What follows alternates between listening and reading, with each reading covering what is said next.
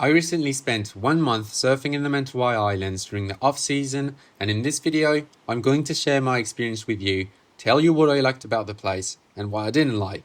Just a heads up for anyone who might find this video offensive. I personally feel like the information I'm about to share is not detrimental to the area and can even be beneficial if it prevents the wrong surfer's profile to go there at the wrong time of the year. For example, it would be nice not having intermediate surfers fighting for their life on the inside because they went there in July, just like it would be nice not having advanced level surfers getting aggressive over waist-high waves because they booked the trip in February.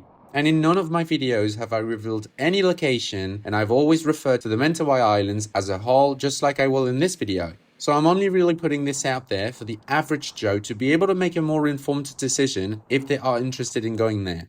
But before we get into it, I'll answer the question right away. Do I feel like this trip was worth the money? Yes, absolutely I do. And I'm going to break down exactly why, starting with the most important aspect and the thing I liked the most, the waves. The Mentawai Islands have a strong reputation of being home to some of the best waves in the world, and honestly, I think that's true.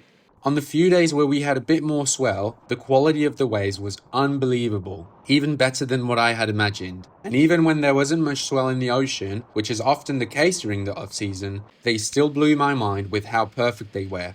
I think what struck me the most was how easy these waves were to surf, especially on smaller days. I almost never ended a session because I was physically drained, and that's because most of these waves are mechanical and break on the edge of a reef. You rarely have to paddle much to get back to the peak and only ever need to duck dive if you fell at the beginning of the wave. This makes this place very suited to intermediates of all kind, especially during the off-season. I honestly don't think you could dream of a more perfect place for someone at that level looking to make fast progress while having a lot of fun doing so.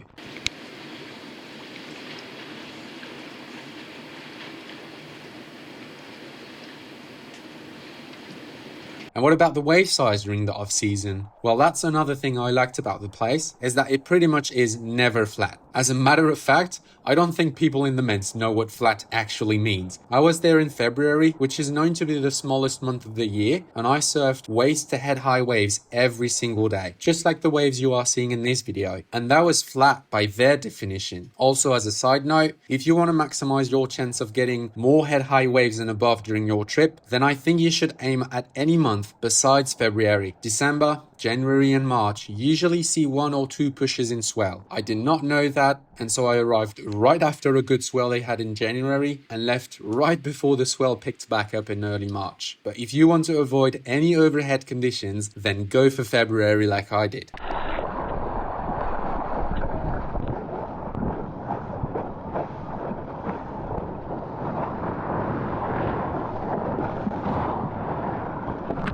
Next on my list of the things that I liked is how relatively uncrowded the area felt. I'm not saying all of the waves were quiet. In fact, some of them could get very busy, but I think the main upside of this place is how wave rich it is, which easily allows you to find a wave with few people on it. It obviously depends on who is driving you to the waves and the overall mindset of the camp you're staying at, but I was lucky to be with someone who would rather surf empty waves than try to find the best possible wave of the day, which is often the one that everyone is trying to score. On most days, I would say there were anywhere between 5 to 10 people out where we surfed. Some days it was just us, and some other days it was well over 15 people out there, which might still sound uncrowded to you, but this is quite a lot for the Ments, and I'll get back to that later in the video. Another thing I appreciated was the vibe in the water. From what I have experienced, everyone was pretty respectful out there and mostly following proper surf etiquette. Out of the month I spent there, it never got hectic in the lineup, and people were being mindful of who was next in the line most of the time. And the few times I saw someone try and be greedy, they quickly got called out by either surf guides, camp owners, or locals. That was really nice to see, and I feel like it is again a very strong argument in favor of intermediate surfers because that provides a safe environment for you to make progress. And last on my list of the positives was the food. Now this is entirely dependent on the quality of the camp you'll be staying at, and you definitely get what you pay for, but as far as I'm concerned, the food was exceptional. I had some of the most tasty meals I've ever had over there, and the portion sizes were really good. I will say that food can easily make or break a surf trip in the Ments, because chances are you will be surfing several times a day, and not being fed well will quickly make you feel very tired. So I would say food is definitely not something you would want to skimp on in order to save a little bit of money. Now let's get to the things I did not really like, and my list is quite short with only 2 entries. The first one is how poorly the waves could handle a crowd. Like I said earlier, in some parts of the world, 15 people out would sound like a minimal crowd. But one problem with the Ments is that I personally felt like most spots could hardly handle any more than 10 surfers.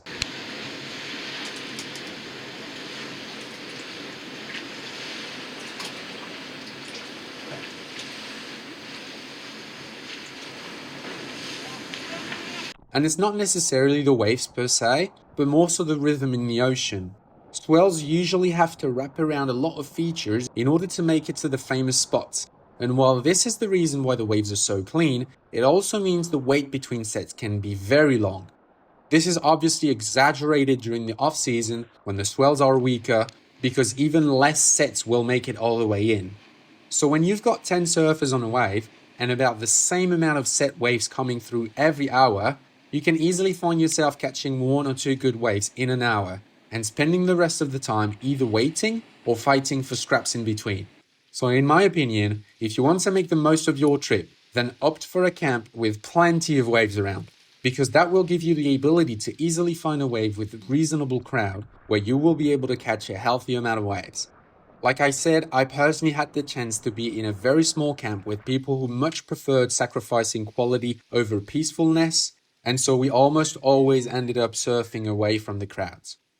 And the second thing on my list of the negatives is the surf ethic of some surf camps and charter boats in the area. Some business owners have a strong surf ethic and will only dump 2 to 4 surfers at a time at any specific spot. And that is very commendable because, as I've just mentioned, waves in the Ments can hardly handle any more than 10 surfers. The problem is that this is not what the majority is doing.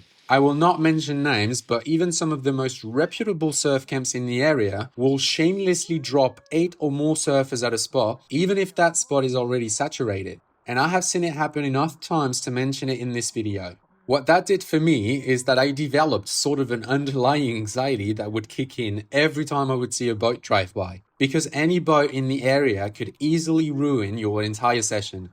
And this ethic also extends to groups of 6 or more surfers traveling together. I personally think that large groups that are not willing to split up or take turns when going surfing are part of the problem. Oh my gosh!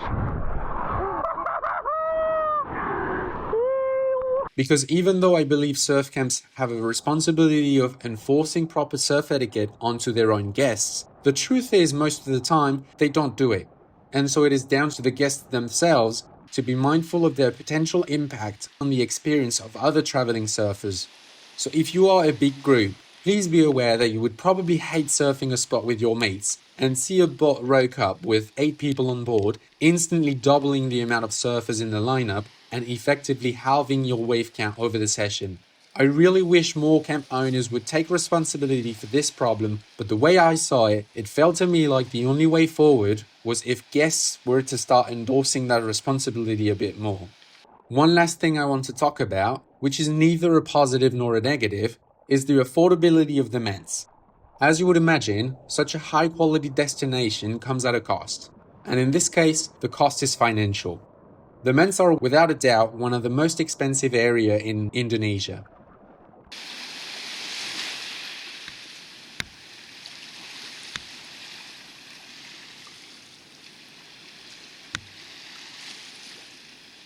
You can go cheaper, but you either will get fed very small portions or you will have to pay for a boat every time you want to go surf a wave that's not the one out from the accommodation. And the major appeal of the Ments is how wave-rich the area is. So in my opinion, not having boat trips included makes very little sense. And like I already said, I think skimping on food is a terrible idea on a surf trip of this nature. So if you're interested in going to the Ments, then I think your best option is to save enough money to pay for the whole package, which is truly worth it. If you are looking to go cheap, I think there are many more interesting places in Indonesia where you could go to and not deteriorate your experience as much. Now I want to finish this video off by saying that a lot of you have asked the exact location of the waves I surfed and the camp I stayed at. And that is not something I want to share here on YouTube. because I want to lessen the impact of my videos on the ability for anyone to experience the same uncrowded waves that I got to surf. However, I personally fell in love with the camp and the area and definitely want to go back. The Ments provide an unreal opportunity to make some serious progress, and just like what I am doing in France, I would love to help you guys level up through surfing empty waves and getting video feedback of them. So if you would be interested in going there early next year, then send me an email and we'll see if we can make it happen. I really hope this video was helpful to you and that it answered some of the questions you had about this place. If there is anything you would like to know, then please write it in the comments and I'll try my best to answer it. Thank you so much for watching, and I'll see you guys in the next one.